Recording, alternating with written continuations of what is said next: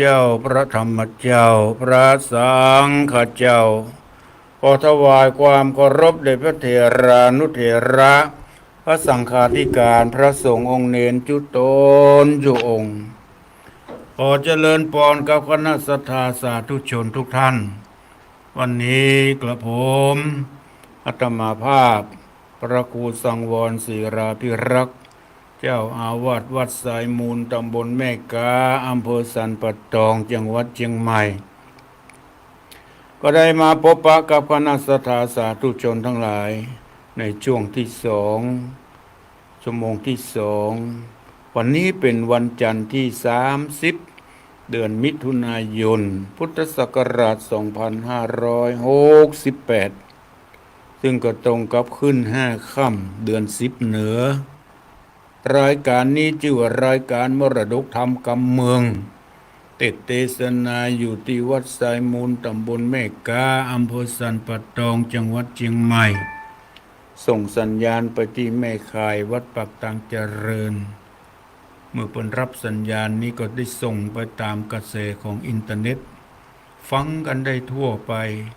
ใครมีโทรศัพท์ก็กดรายการของพระคุณเจ้าชื่อรายการเฟซของแต่ละท่านแต่ถ้าจะดูเฟซของวัดสายมูลก็กดพระครูสังวรศิราภิรักษ์ก็จะปรากฏขึ้นมีทั้งรูปมีทั้งเสียงได้หันกันทันสมัยบอกศรัทธาญาติโยมทั้งหลายใจเทคโนโลยีเป็นประโยชน์รายการมรดกธรรมกำเมืองเทศนาอยู่ที่วัดสายมูลตำบลแม่กาอำเภอสันป่าตองและส่งสัญญาณไปตามดังกล่าวพร้อมกับนั้นก็มีสถานีวิทยุหลายๆที่ในภาคเหนือเนี่ย6จังหวัดแพร่น่านเชียงใหม่ลำพูนเชียงรายพะเยาลำปางเนี่ย6-7จังหวัดก็ฟังกันอยู่มีหลายสถานีทั้ง6-7จังหวัดเนี่ยนำเอารายการของพระคุณเจ้าคลื่นสีขาวเพื่อชาวประชาไปออกอากาศบริการให้กับพวกศรัทธาญาติโยมทั้งหลายได้รับฟังอย่างสะดวกสบายจะหันได้จากญาติโยมคลื่นสีขาวที่ได้ฟังอยู่แล้วก็มาแสดงพลังความสามัคคีในวันหล่อเทียนพรรษาที่วัดแม่ฮ่องไคมักหน้าลายตามาจากหลายๆจังหวัด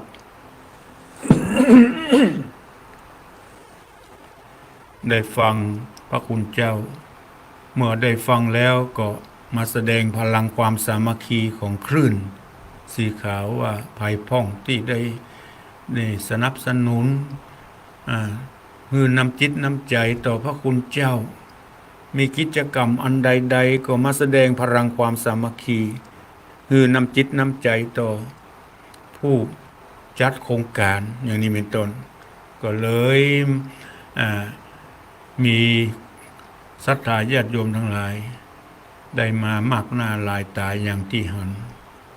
ที่ผ่านไปด้วยความเรียบร้อยดีงามและจะได้จัดถวายที่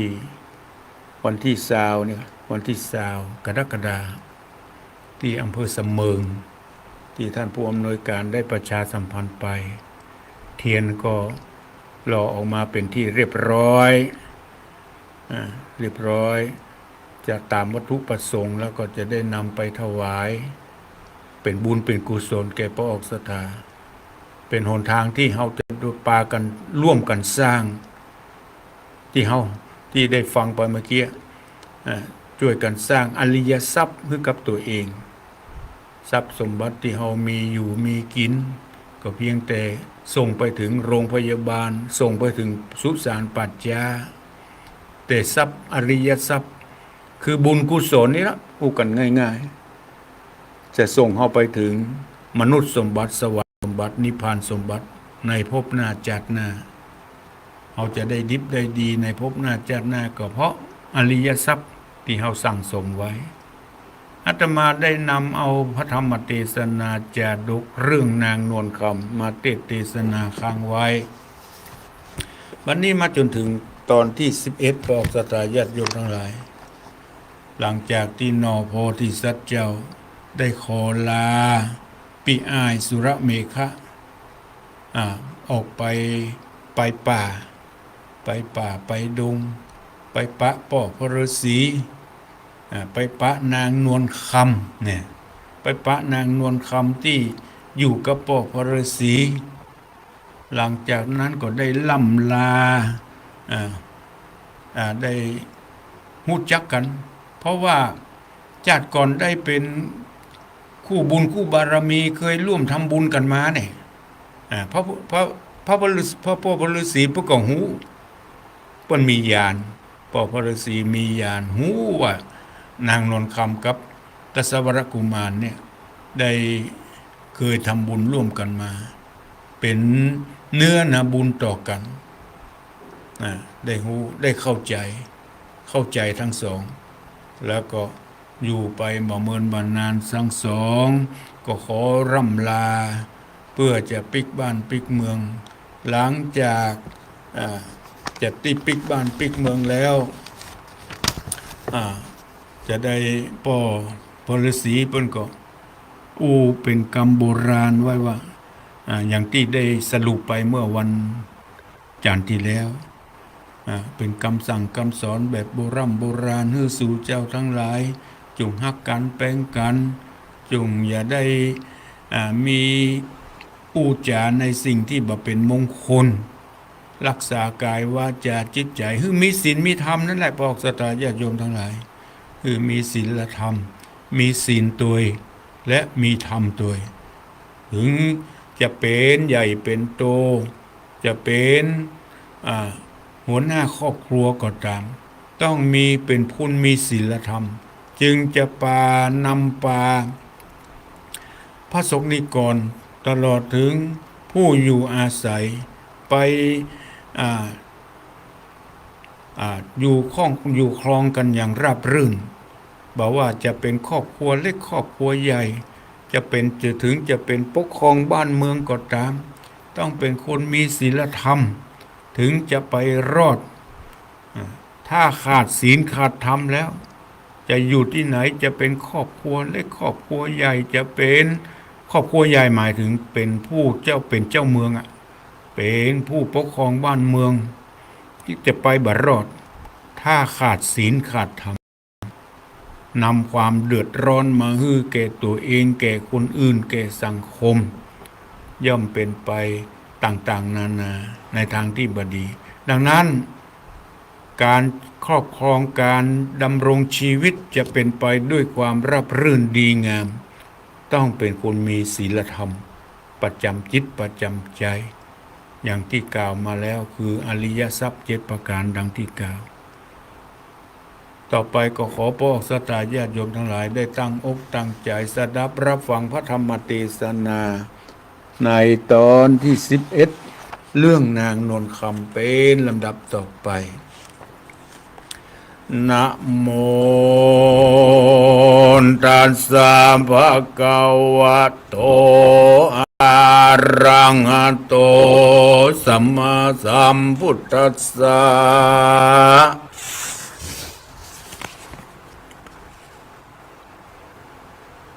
ราชตุสัตถิงมหาเนวิวัสิตวติสารทโวดุราสปุริสะทั้งหลายตั้งยิ่งใจผู้มักใฝ่ตั้งบุญอันจักหนุนส่งโยได้อยู่เจยบานจริงละการน้อยใหญ่มีพร้อมไขว้นาปากันมานั่งอยู่เฝ้าฟังธรรมจุงดาจำติดต่อตามบาทข้อบาลีว่าอุปราจาราจาทิทุยาดังนี้เป็นต้น โอปราชาอันว่าอุปราชาตูนองค์อาจคือเจ้าน้อยนาตสวราชดันดงหนาป่าไม้ปะใส่นางไทยนวลคำกลางดงดำป่าเศร้าอยู่กับเจ้ารัสสีต่างก็ยินดีจืนจ้อยย้อนยอดสร้อยสองขามีบุญแหน่มากกวางได้ก่อสร้างตัวการจึงมีใจกี้ปิยาสิเนหาจืนสู้ต่างหากหูใจกันจิงดาขันดอกไม้ไปขับไว้ป้อพระศรีไขวาตีเล่าเก้าหือตันเจ้าตะรงธรรมขอเอาสิกรรมภายโผดงดเว้นโทษทั้งหลายขออย่ากลายเป็นบาปกรรมอันกายหยาบตัวไปเจ้าจีภัยตนวิเศษจกเจงเปตตะรงยานก็เจ้าตาข้าหวานต้านต่อว่าฮือสูดังสองหนอบุญมีได้อยู่ดีมีโจกป้นจากโศกเวียนภัยสัทธารูไก่กลากลาดเปียทิขาดกายาจุงอยู่ตีคาเตียงเต้าได้เป็นเจ้าภาพเวียงใจพญาไก่ใกล้ต่างดาวร้อยเต้าขาบสมปานปันนาการมักเต้าไหลหลังเข้ามาจูพับจมปูโลกไตไผ่อย่าได้เตรียมตานจีดงตันกล่าวแล้วซ้ำกล่าวซึ่งนางนอแก้วนวลคำว่าดูราบุญนำนอนนาวนักปราชญ์เจ้าสอนมาว่าฮือภริยาจุผู้กำมือจูฟังเสียงจามันยกสองขาเอามือกวักมาหาหัวเนารักจูเก่ากว่าพวดตนมันเก็บของขนออกบานฮือมันต้านกำหวานได้หารเหลือหมู่จมปู่สามคนอย่าเววนขี้ค้านมันย่องมายาสู้จงอยู่สำราญบอกขาดกันกลากาดจากเมืองคนย่อมเอาตัวเอาตูนไปเกิดดีประเสริฐของสวรรค์ขอสรีสุพรรณไทยจงจำจื่อไว้คันนิ่งนายปอจักไข่ฮือหูฮือกมันจะได้กัดตำการไปต่างๆนานาเจ้าเอานำไปวิจารอย่าได้เป็นคนปังเป่ากินข้าวเน่าเสียดายจงขนขวายจะใจมันเข้าไกลปันดิตขอตั้นกล่าวจีแจ้งที่กองธรรมอันจักนำส่งโยงได้อยู่สวดสดีตุกร้อนหนีห้องห่างห้องมันย่องมายาเป็นอุปมาบอกไว้ตั้งแต่ไทยเดิมทีตันบอกสอนไว้คือมีศีล5 สิ้นอย่าได้เว้นตั้งตำเป็นดอกคำกะมากประดับประดาหากพังงามตามีคุณลามบ่น้อยดีกว่าสายซ้อยสังวานศีลเจียงคาน5 สิ้นปาวินอบายซ้อยคำหลายน้อยใหญ่มุกดาใส่ดูดีซ้อยมือหมักล้นบ่ปาปุ้นอบายยามตนตายตอดไว้บ่หอนได้ตัวไปโจนจังไรใจหยาบยอมรบภาพเอานี้ว่าสู่จุงจูสู่จินดีกับสามีร่วมข้างอย่าได้ฝ่ายอ้างใจใด จงมีใจรักขอดเด็ดเจ้ายอดสามีกาตาปัสสาตนวิเศษสอนนางน้อยเนตรบุญหนาคือนางนวลคำหนอไทยหือหูไข้กองตาแล้วก็เปล่งวาจานางนาดแก่อุปราชบุญมี แล้วไขกรรมดีปั่นโจกตามหนโลกโบราณ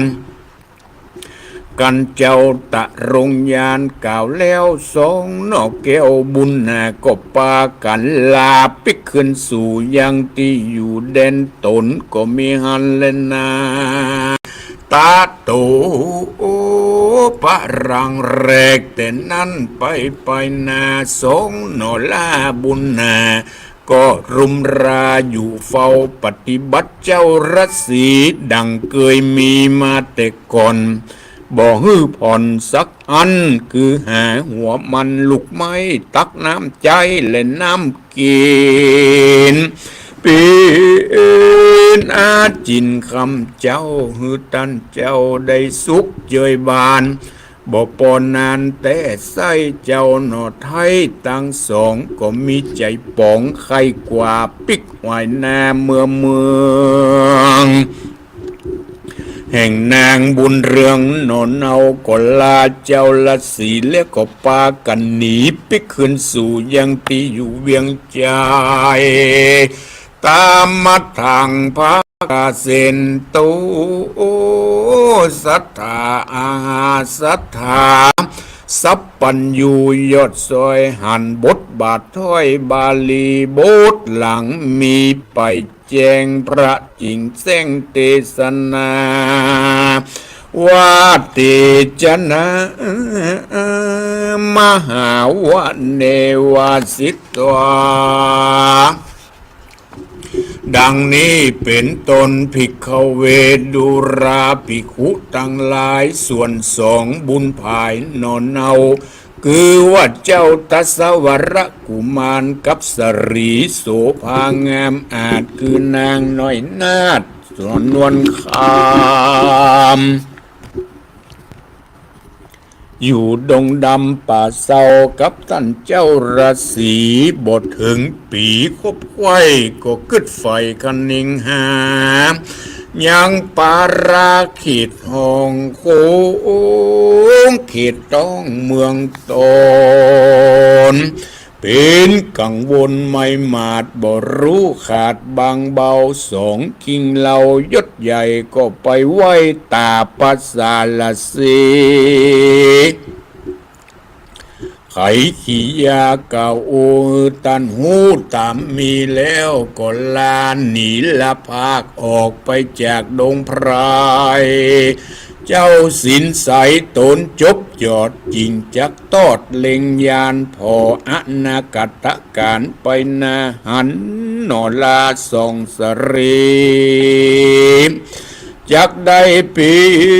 นดียดยาวจริงต้านก่าวกำไปแม้นสายใจลูกเต่าจากปิกปอกเขาปุเรปอก็ยินดีปงขาดอนุญาตวางไปจุงตามใจไฟอ้างปอบทจ้างเขขากันตาปัสสากล่าวแล้วสองนอกแก้วบุญนำก็ยอมมือตำตั้งเก่าไว้ซึ่งเจ้ารัสสีแล้วก็ลาหนีปิกคืนสู่ยังที่อยู่ศาลาถึงวันมาพุ่งเจ้าสองนอนเน่ารอมแปงก็แต่งแปลงขันดอกไม้แล้วก็ออกไปปันเกียนยังขันดอกไม้ฮือเก็บปอพระศีขอเจียงจีพายโผดงดเว้นตูดนานาว่าคาเดตตาปัสสารสีปอเจ้าแม้นว่าข้าลูกเต่าตั้งสองได้พิษกองเก่าก่อนบ่แม่นบ่อนตามทามขออย่าได้เป็นบาปเป็นกรรมหยาบร้ายติดตอบสายตัวไปขอโม ใสเป่งปล่อยข้าน้อยไปดีขอตั้นเจียงจีโปะเจ้าอย่าได้หม่นเศร้าหมองผ่านขอตั้นอยู่สุขสำราญอย่าขาดจุมพยัดนาอย่าได้มาถูกมาตองในแห่งห้องอินทรีสัตว์ดงรีน้อยใหญ่อย่ามาใกล้มาเบียนควีสุขสะเตียนคำเจ้าจุงอยู่เตียงเต้าตีขานเดชเตอที่นั่นเจ้าราศีตนวิเศษจบแจงเปตตะรงยานก็ไขกรรมตานต่อซึ่งสองหน่อบุญมีว่ากรรมปาราน้อยใหญ่บ่หอนได้หันมีแม้นสองสรีลูกตาวจากปิกปอกเข้าเวียงใจฮือสมใจไฟอ้างไรนั่งจ้างตารงเมืองตีจะเรื่องยศใหญ่คนลือไข่จุมปูสาธารู้ใจหยาบอย่ามาพาปราวีจุงไปดีมีโจกหายตุกโศกมันภัยเจ้าสินใสยอดซอยใจไฟห้อยขุนนาจิงยกมือขวาสุดศอกแล้วจี้ออกบอกตั้งไปว่ากันสายใจตั้งกูจักปิกปอกสู่เมืองควางจุงไปต่างสื่อหน้าอดดันป่าภัยสนอยู่อย่าเตียววกบนยกย้ายอย่าไปตั้งซ้ายหรือตั้งขวาแม้นมีดอยผาสูงใหญ่จุงลัดขึ้นไต่ไปบนดันไพสนป่าไม้ไปปะใจไปจะใจตึงวันก็จะปั่นไปรอดถึงที่จอดเวียงใจแห่งเต้าจอมไตรวิเตหราชบอกกากาเตดีหลีกันเจ้าราศีตนบุญใหญ่กล่าวเสียงไข้สุดปลายสองยิงใจพี่น้องตุกสุกตองถมทองน้ำตาลนองย้อยหยวดก็อภิวาทวันตายังตันปรสีผู้เท่าคบตัวเล่าสามหนจิงเอาตัวลาระภาคออกไปจากกุฏิอดมองขี่บ่ได้เยะร้องให้ก็เยะหนีไปลัดดงไผ่ป่าเศร้าตามตั้นเจ้าราศีได้ผ่านนีจีบอกบ่เวะออกไปได้ก็มีหันแลนาอันว่าหนอพุทธาเลิศปานางแก้วเกิดนวลคำลัดดงดำป่าไม้ขึ้นโดยใหญ่ผาจานบุบุญวันคือบุญคือวันคุ้มย่าเอาสื่อหน้าเป็นไปคำที่ไหนก็นอนหันแจ้งแล้วก็ดันดงตันหลายคืนวันลงแล้วจิงไปรอดเมืองวิเตหนกรสลี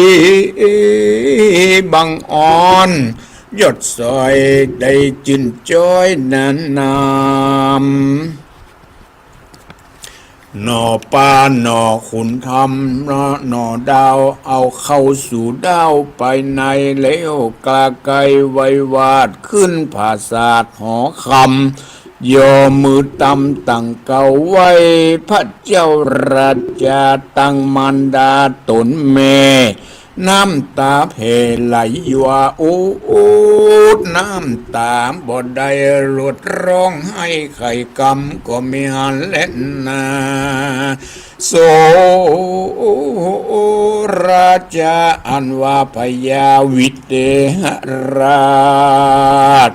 กับนางนาฏเทวีหันสายสรีลูกเต่าปิกปอกแล้วคืนหลังน้ำตาปังหลังย้อย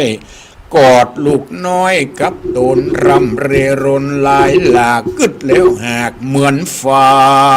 น จุมกำนันก้มใจมาเวทใกล้หลวงหลายตั้งปีจายหัดเฮาคือปีบ่าวปีมัดศีลนาก็รีบมาบอดจ้าพ่อน้องลาบุญมีเจ้าปุรีโปอดเต้าก็ถามข่าวนาแล้วก็จะถามต่อว่าเจ้าน้อยหนอใจรามรูปคิงงามองค์อาจเป็นเชื่อจัดเจ้าใดนางก็ใครบอกกล่าวตั้งแต่เก้าถึงปลายด้วยปริยายหลายแหล่บ่เว้นแว่บทใดจอมไตรปอดเจ้านางนอนเน่ามันดาเล็บพิมาเสนาปีบ่าวรู้ข่าวตามมี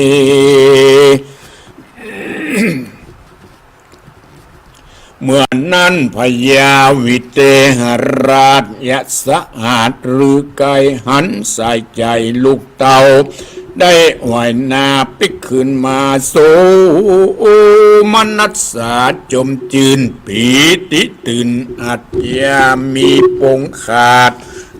อามาตตั้งตาตีสัญญาเป่าร้องไปไขว่ห้องเวียงใจ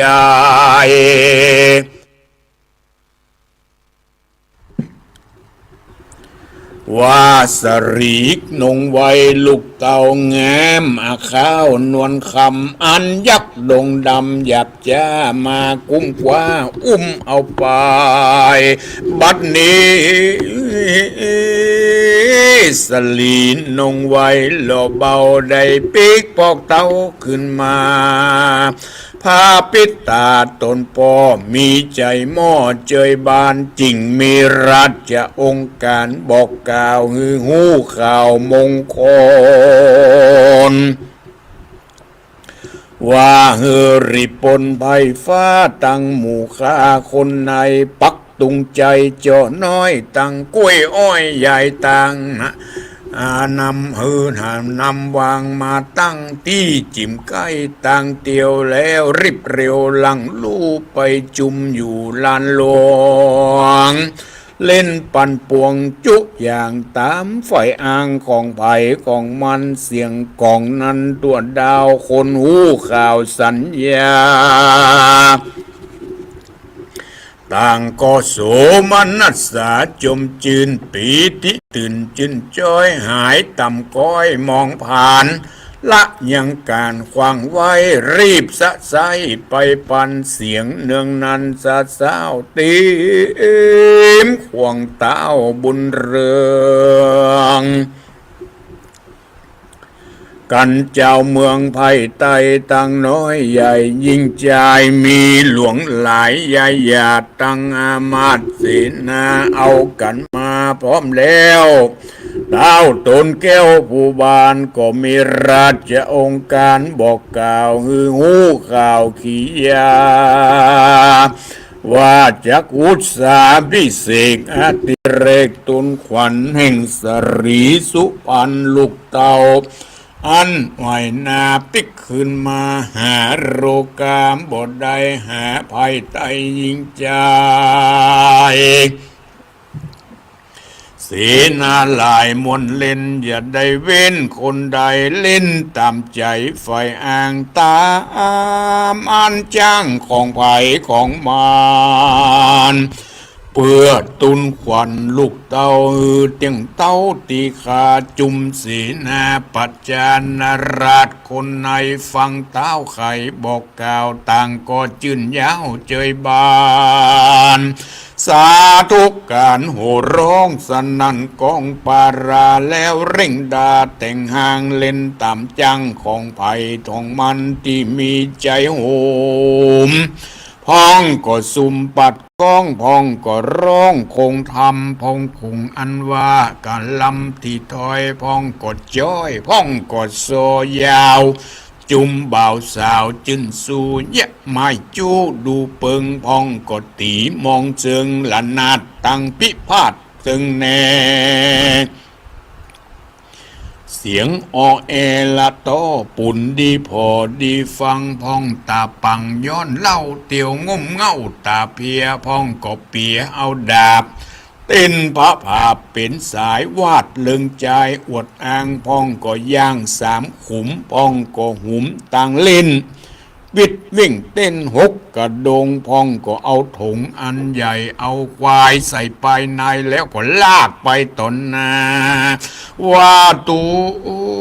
แห่งข้ามีเร็วมีแรงพ้องก็แยงสาวน้อยทะลิกล่าวถ้อยปลา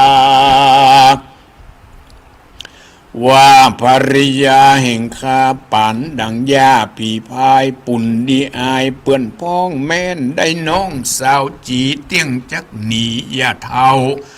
มาอยู่เฝ้าเอาใจจุวันไปจัดใจบ่ใดเครื่องกาคุณนำหนามวนหมู่มวนเล่นอยู่ตึงคืนตึงวา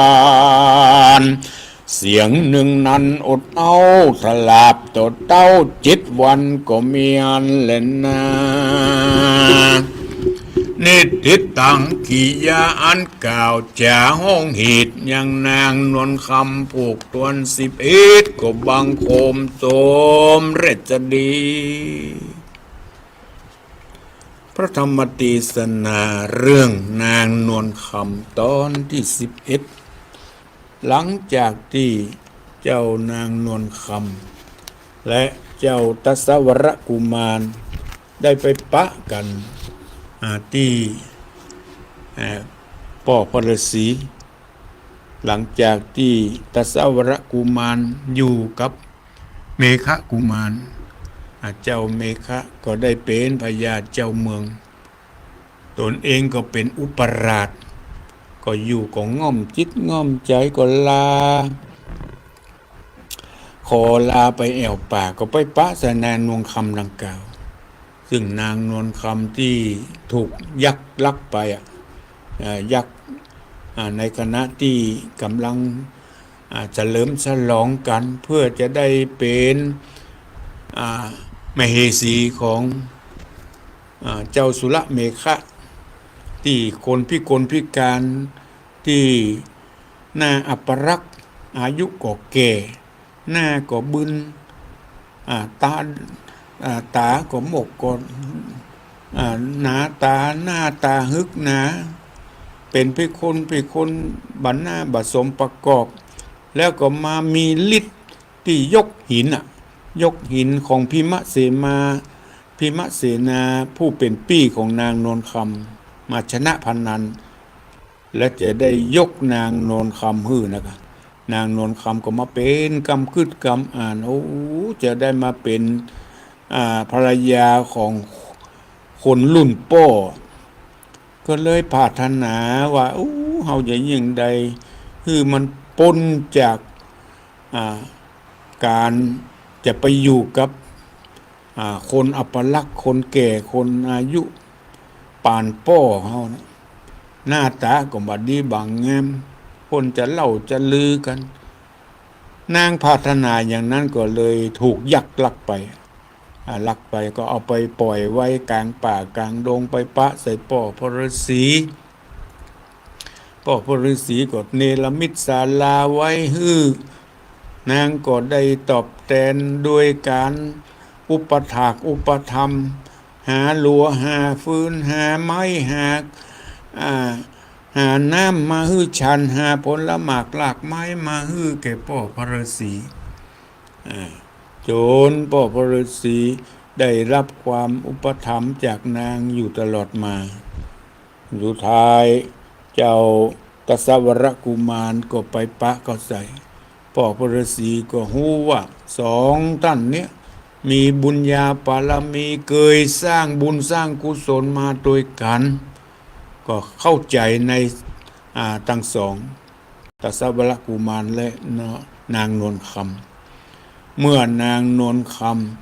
ำอยู่กับตสวรกุมารเป็นคู่กันถูกต้องใจมีใจต่อกันป่อพระฤาษีก็เข้าใจ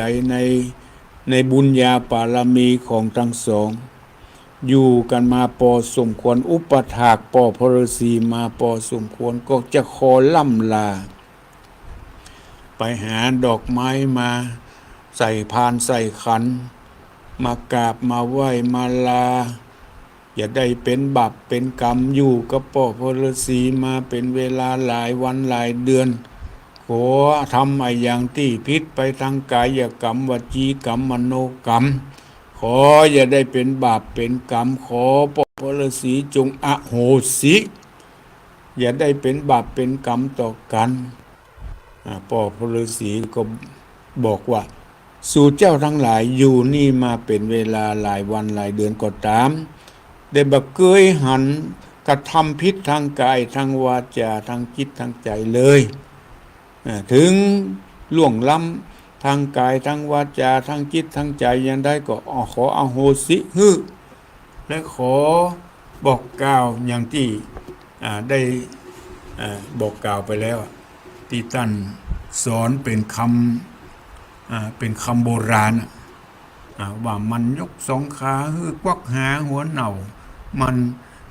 ความหมายก็เป็นแม่บ้านแม่เฮือนที่ดีคือหู้จักการต่อหุกมีใจกว้างมีใจกว้างขวางหู้จักการต่อหุกการต่อหุกนี่มันหมายว่าการเหมือนกับว่าใจมือกวักใจมือซ้ายมือขวากวักเข้าหัวเหน่านั่นเปิ้นห้องว่ากรรมโบราณเปิ้นว่ามันยกสองขาเอามือกวักหาหัวเหน่าหู้จักเก่าหู้จักเก่ากว่าผัวตนหู้จักจู้เก่ากว่าผัวตนหมายความว่าหมายถึงการหู้จักคุณพ่อคุณแม่ที่ท่านได้เลี้ยงเฮามาควรตอบแทนบุญคุณของท่านถึงจะมีผัวแล้วก็ตามจะไปลืมผู้มีพระคุณคือพ่อคือแม่กรรมที่ว่าเก็บของขนออกนอกบ้านก็หมายถึงการมีเมตตาแผ่กว้างหุมก่อสร้างตั้งกินตั้งตานเฮามีทรัพย์สินเงินทองพออยู่พอกินแบ่งปันทรัพย์สินเงินทองที่พออยู่พอกินพอใจแบ่งปันให้คนทุกคนยากคนอนาถาคนที่ได้รับความพิบัติต่างๆถูกไฟไหม้ถูกน้ำท่วมลมพัดเนี่ยเพื่อแผ่แบ่งปันเนี่ยเป็นห้องว่านี่ฮืดตานแก่คนสมณพราหมณ์หมายถึงคนออกหมายถึงเป็นห้องว่าเก็บของออกนอกบ้านกรรมที่ว่ามันต้านกรรมหวานก็หมายความว่าอู้จาแต่กรรมอ่อนหวานอ่อนโยนอย่าอู้กรรมหยาบกรรมคายกรรมแจ้งกรรมด่าอย่าเอามาใกล้อย่าไปติชินนินทาแห้มใจตัวพ่องหันอะไรยังดีบางงามจะไปเอาไปเล่าไปเป็นเรื่องของคนอื่นอย่าไปติชินนินทาอย่าอู้ปดมดเท็จอย่าจุอย่าหลอกคือเปิ้นเสียเข้าเสียของกรรมโบราณที่ว่าได้หานเรือมูคำว่าหานเรือมูก็หมายถึงมีความหมั่นความขยันมีความหมั่นความขยันอย่าได้ขี้ค้านเนี่ยนะครับหมั่นการนักเอาเบาสู้ที่ว่าจมปู่3 คนอย่าเววนขี้ค้านกรรมนี้ก็หมายถึงเคารพต่อแก้วเจ้า3 ประการพระพุทธพระธรรมพระสงฆ์นบน้อมไหวปูจาอย่าเป็นคนอย่าได้พมาทลาสาจักได้สุขสำราญไปหน้าพ่อพลสีก็ได้สอนว่าจมเฮือนล้าน3 หัวก็หมายถึงที่อยู่2เฮือน2 จาน3หมายถึงที่อยู่1 เฮือนที่อยู่2 เฮือนจาน3 เฮือนผมปฏิบัติปัดปูกวาดเพี้ยวดูดีดูงามมันเจ็ดมันถูเฮือนที่อยู่ก็เฮือนจานนอกจากจานมดใสสะอาดเฮือนผมก็มันซักมันสีมันสะมันอย่าได้เหม็นสาบ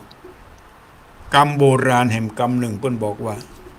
ฮื้อมีตัวในต้องหมายถึงฮื้อแห่วิจาความหูทั้งทางโลกและทางธรรมมาประดับในตัวในตนจักเป็นสิริมงคลกับการครองห่ำครองเฮือนการหูทั้งทางโลกฝ่ายเดียวย่อมเอาตัวบรอดอย่างที่บอกไปในตอนต้นต้องหูตั้งธรรมตัวอย่างที่บอกเมื่อกี้ถึงเขาจะมีความหูทางโลกสักปานใดก็ตามแต่บางครั้งบางทีเอาความหูทางโลกนั้นมาใจในทางที่บดีมางามเพราะอย่างเพราะเขามามีศีลธรรมเนี่ยเขามามีจิตใจไปมามีในทางอ่อนโยนมีความหูมีความฉลาดทางโลกก็จริงแต่บ่มีศีลธรรมกรรมที่ว่าฮื้อมันย่องมายาหมายถึงฮื้อรักษากิริยามารยาทของตนเองมีความเคารพนอบน้อมหู้จักการกราบการไหว้ปิตามารดาเคารพต่อผัวต่อเมียเนี่ยการเคารพซึ่งกันและกันระหว่างสามีภรรยาต้องมีความเคารพต่อกันหู้จักติดต่ำติดสูงเคารพต่อปู่ย่าตายายนี่การเคารพต่อกันเนี่ยเป็นคุณธรรมอันสูงอันหนึ่งและกรรมที่ว่าฮื้อตัดมาลาตังห้าหมายถึงมีศีลห้าประการตัวประจำตนศีลเป็นอาภรณ์อาภรณ์หมายถึงเครื่องประดับประดาที่งดงามกว่าสร้อยสังวานงดงามกว่าสิ่งเสื้อผ้าอาภรณ์ที่ว่างามอาภรณ์ที่นี้หมายถึงศีลห้าศีลแปดงามตึงภายนอกงามตึงภายในเป็นบุญเป็นกุศลไปตัวตึงพบนี้และพบหน้าปอพลสีเปิ้นสอนว่าฮื้อนุ่งผ้าผืนเดียวกรรมนี้หมายถึงความว่าหมายถึงผัวมีเมียก็คือมีผัวหนึ่งคนมีเมียหนึ่งคนคือฮักกันแป้งกันอย่าได้ล่วงละเมิดซึ่งกันและกันคือมีความผูกพันคือมีความฮักกันอย่าได้ลบหลู่ซึ่งกันและกันป่อพระฤาษีได้ตั้งอกตั้งใจสอนแก่เจ้ากสาวรกุมารนอโพธิสัตว์เจ้าและนางนวลคำที่จะลาปิกบ้านปิกเมืองหลังจากนั้นเมื่อป่อพระฤาษีได้สั่งได้สอนเป็นที่เรียบร้อยกสาวรกุมารกับนางนวลคำก็ปิกยังเมืองวิเทหนครเมื่อไปถึงพ่อแม่ดีอกดีใจที่ลูกได้กลับมาพร้อมกับโดยพิมเสนาผู้เป็นปี่อายดีอกดีใจจะสั่งเฉลิมฉลองถึง7 วัน 7 คืนบันนึกบอกฝันเลยว่านางนวลคำที่ถูกยักษ์อุ้มไปเนี่ยจะปิกขึ้นมาในสภาพที่บ่มีการเจ็บไข้ได้ป่วยบ่มีบาดบ่มีแผลปิกมาอย่างสมบูรณ์พ่อแม่พญาวิเทหราชดีอกดีใจพร้อมกับด้วยแม่ลูกได้กลับมาด้วยบุญญาปารมีนะพอออกสตาญาติโยมทั้งหลายบุญญาปารมีของนางนวลคำได้กลับมาหาพ่อหาแม่ด้วยบ่มีบาดบ่มีแผลบ่มีการเจ็บไข้ได้ป่วยพร้อมกับนั้นได้มีคุณธรรมมีศีลมีธรรมที่พ่อพระฤาษีได้สอนได้บอกมีความเคารพนอบน้อมมากราบมาไหว้ยังพ่อวิเทหราชและนางอันเป็นแม่ดีอกดีใจสั่งฮือมีการเฉลิมฉลองภัยจ้างอันใดก็เอามาแสดง7 วัน 7 คืนนี้พร้อมกับนั้นเมื่อครบ7 วัน 7 คืนแล้วพญาวิเทหราชก็อภิเษกมงคลสมรสฮื้อแก่กสาวรกุมารกับนางนวลคำตามจารีตประเพณีของบ้านของเมืองคือถูกต้องตาม เข้าตอกออกตามประตูของบ้านของเมืองเพื่อให้เป็นเยี่ยงอย่างอันดีอันงามต่อบ้านต่อเมืองต่อหน้าปัจจานาราชทั้งหลายฮือได้หู้ได้หันว่าทั้งสองเป็นคู่บุญญาปารมีจะเป็นใหญ่เป็นโตต่อไปในอนาคตไปหน้าพระธรรมเทศนาเรื่องนางนวลคำตอนที่11ก็จบลงที่นี้พอสตาญาติโยมทั้งหลายคอยติดตามรับฟังในตอนต่อไปแฮม3พุก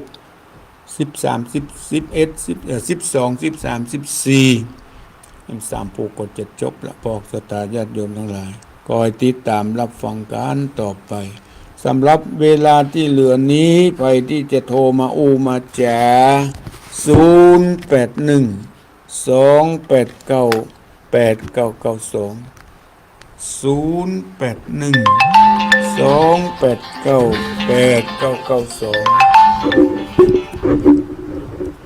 จริญปอนครับไว้ชาครับท่านโอ้พ่อบุญธรรมเนาะครับผมช่วงแรกนั้นที่เบียงป่าเป้าได้รับฟังก่อนได้ฟังครับแต่มันกุกกักชัก2 นาทีอย่างเนี้ยกุกกักหน่อยเนาะกุกกักแล้วเสียงหายไปพดมาหายไปพดมาอ่ะอ๋อบัดราบรื่นต่อใดเนาะก็ถ้า2 นาทีนี่มันก็ปกตินะตรงนั้นก็ดีเนาะครับทหารมาดีตลอดครับขอบคุณพ่อบุญธรรมเนอะครับผมไว้สาครับมีสุขบ้านปุ่งหนองเวียงป่าเป้าจังหวัดเชียงรายเจริญปอนพระเจ้าท่านพระครูโอ้แม่อุ้ยหลงนี่เจ้าตอน5 โมงฟังอยู่เนาะฟังค่ะฟังอยู่ยังหาโทรมาล่ะมาโทรจะกลับไม่โทรมันทอดสายก่อนอย่างเงี้ยดีละเจ้าโทรมาให้กำลังจิตกำลังใจกันพ่อเนอะเจ้าขอบคุณแม่อุ้ยหลงเนอะเจ้ากำลังใจท่านเนอะดีมีสุขเจ้าไปเจริญปอนไม่ขอเจ้าพระครูโอ้ที่น้องผ้าขาวฟังชัดเจนดีเนาะขอบคุณเจ้าบุญรักษาแม่หลวงสายฝนจันกุลนะวัดยังเป็นวัดนะคะมีนิดหน่อยขอบคุณเนอะบุญรักษาอยู่ดีมีสุขเจริญปอนครับไม่สาท่านครูโอ้โทรมาจากที่ไหนนี่ดี3 ยอดท่านจะบักไก่กันได้นะบักไก่กันเนาะบุญจันทร์ดี3 ยอดดี3 ยอดพอบุญจันทร์มันไหนโทรมาหากันนี่ครับโทรแล้วมันบัดได้ท่านกะขอบคุณเนอะบุญรักษาอยู่ดีมีสุขไปจ้าเจริญปอนราชการเจ้าพระอาจารย์รอบ2เนาะโอ้นี่แม่บัวเนาะเจ้าโอ้เมื่อกี้ก็โทรมากรรมอยู่ที่ลำปางกำลังใจเจ้าฟังชัดเจนทั้งโอ้บุญรักษาบุญยวาสสถานีค่าหายนะอย่างลุงนั่นว่าแต่กี้นะดีละบุญรักษาขอบคุณที่แจ้งผมการรับฟังเจริญปอนเป็นสาเจ้าท่านพระครูโทรมาจากไหนไปจังหวัดน่านเจ้าวัดเสนียนเจ้าจากวัดน่านฟังแต่ที่3มาแล้วอำเภออย่างก็อำเภอเมืองเจ้าอำเภอเมืองเจ้าค่ะฟังชัดเจนดีเนาะที่น่านเนาะชัดเจนดีเจ้าค่ะบุญรักษาสาธุเจ้าสวัสดีเจ้าพระสาเจ้าเจริญปอนพระพระโคเจ้ารับสองแน่แมวรับสองมาเป็นอย่างเด้อแสดงคือน้ำจิตน้ำใจกันแม่อย่างง้อแม่เรือนเซนโตเจ้าเดือนเซนโตวังเหนือลำปางฟังชัดเจนดีเนาะชัดเจนดีเจ้ารักษาบุญรักษาอยู่ดีมีสุขสาธุเจ้าพระเจ้าเจริญปอนวังเหนือก็ฟังลำปางก็ฟัง อ่าเมืองน่านก็ฟังเจียงไฮ้ก็ฟังก็ขอขอบคุณทุกเสียงทุกสายขอขอบคุณแม่อำพรโลหะเนอะที่แจ้งมาผลการรับฟังทางเฟซแม่สีจันทร์กันทปันแม่ลาวันกุยคำขอฟังอยู่เนอะขอขอบคุณขอขอบคุณแม่อำพรโลหะคุณพันนิตราพรหมมินทร์ประนอมกันทวงศ์แม่อุ้ยเอ้ยสุทธิวงศ์ที่ฟังอยู่ทางเฟซทางไลน์ขอขอบคุณเนอะแม่สายฝนจันกุณะแม่จิรพันธ์โมป้อแม่เทมแม่เดือนเพ็ญทิมวางที่ฟังทางเฟซทางไลน์กับไวสาขอขอบคุณเนอะแม่เดือนเพ็ญแม่จิรพันธ์แม่สายฝนพันนิตราพรหมมินทร์จากสันปะตองของแม่แตงขอบคุณเนอะประนอมกันทวงศ์แม่อำพรสีจันทร์กันทปันทุกเสียงทุกสายที่ได้ฟังที่ได้เปิดเครื่องรับฟังและฟังทางเฟซทางไลน์ขอประชาสัมพันธ์อีกครั้งหนึ่งไปที่มีโอกาสในวันหล่อเทียนพรรษาขององค์การบริหารส่วนตำบลเมกาและวัดสายมูลจัดโครงการหล่อเทียนพรรษาเพื่อเป็นการรักษาวัฒนธรรมประเพณีอันดีงามก่อนเข้าพรรษามีพิธีหล่อที่วัดสายมูลตำบลเมกาอำเภอสันปะตองจังหวัดเชียงใหม่ในวันที่2เวลาบ่าย2 โมงวันที่2 กรกฎาคมบ่าย2 โมงหล่อถึง15 เล่มส่วน14 เล่มนั้นจะข้าองค์การบริหารส่วนตำบลจะได้นำไปถวายแก่วัดต่างๆในตำบลเมกา14 วัดเอาหล่อครั้งเดียวได้ไปถวายถึง14 วัดส่วนเล่มที่15เป็นของคณะศรัทธาวัดสายมูลจะนำมาถวายที่วัดสายมูลในวันเข้าพรรษาที่10เวลาตอนเช้าดังนั้นก็ศรัทธาญาติโยมทั้งหลายการหล่อเทียนพรรษาถวายนั้นมีอานิสงส์ทำให้เกิดสติปัญญาทำให้ชีวิตการดำรงชีวิตสว่างไสวราบรื่นเจริญพรตัดไปนะโทรมาใหม่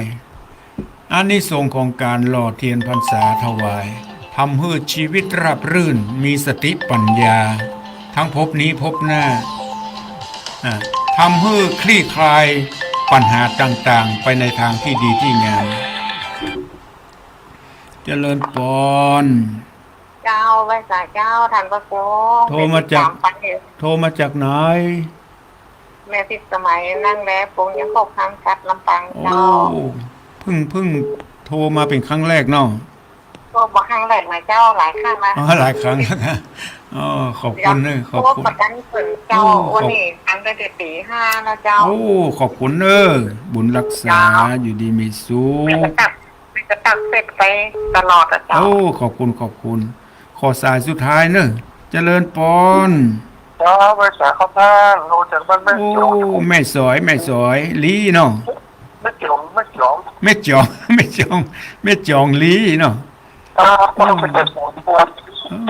ขอบคุณเนอะพ่อเนอะรักษา